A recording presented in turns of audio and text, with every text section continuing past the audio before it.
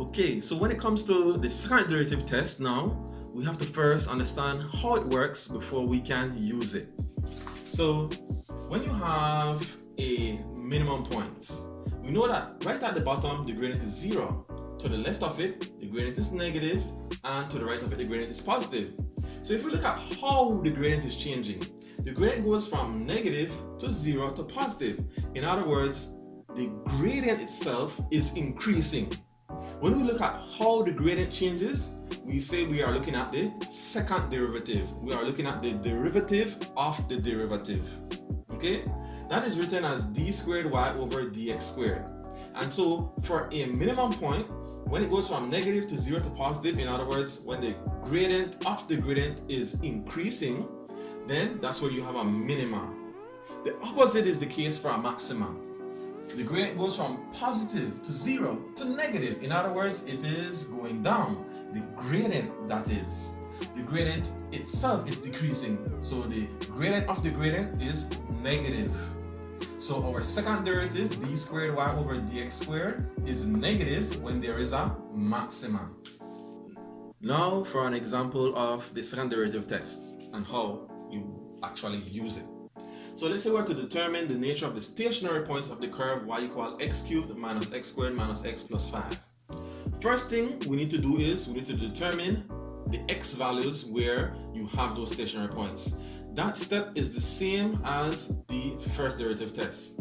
So we differentiate. When we do so, we'll get 3x squared minus 2x minus 1, and then we set that equal to 0. So now how do we solve this? Well, you can't simply say, oh, I'll take the 1 across and then I'll square root that. No. The reason why we can't do that is because we have this minus 2x term in the middle here.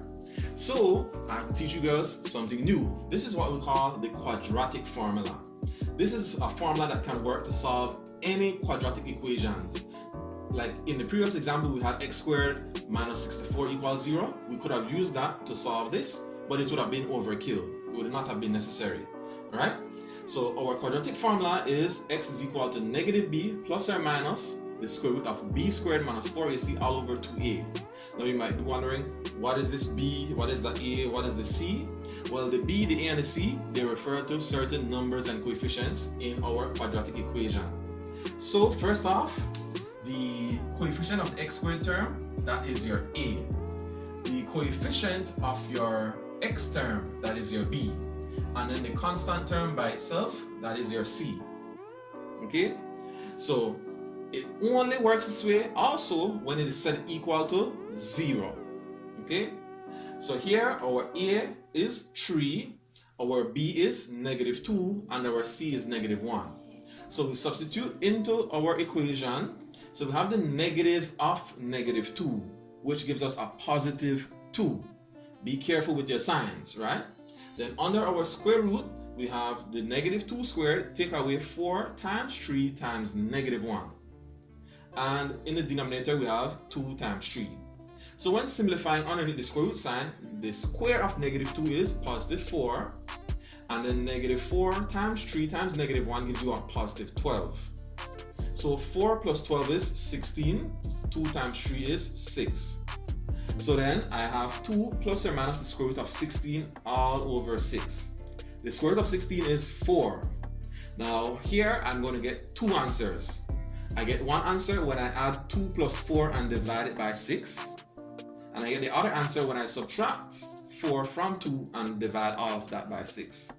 So the first answer, 2 plus 4 all divided by 6. 2 plus 4 is 6. 6 divided by 6 is 1.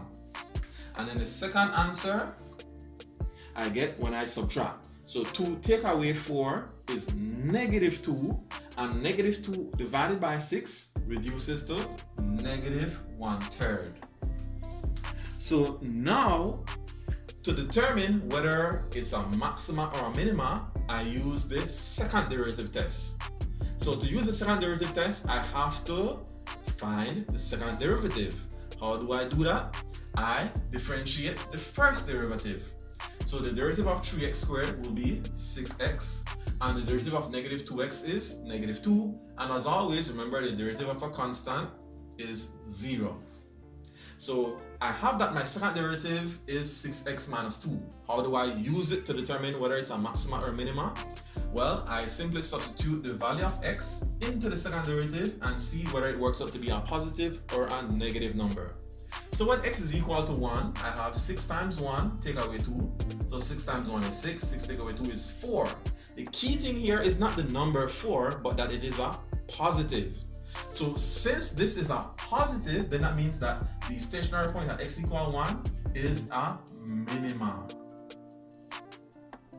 When x is negative 1/3, I do the same substitution and I see what sign I get. So 6 times negative 1/3 is negative 2. Negative 2 minus 2, you add and keep the sign, you get negative 4. Again, like I have said, the 4 is not the important thing. The important thing is if it's a positive or a negative number. Here we have a negative number, therefore it is a maxima. And that is how you use this second derivative test.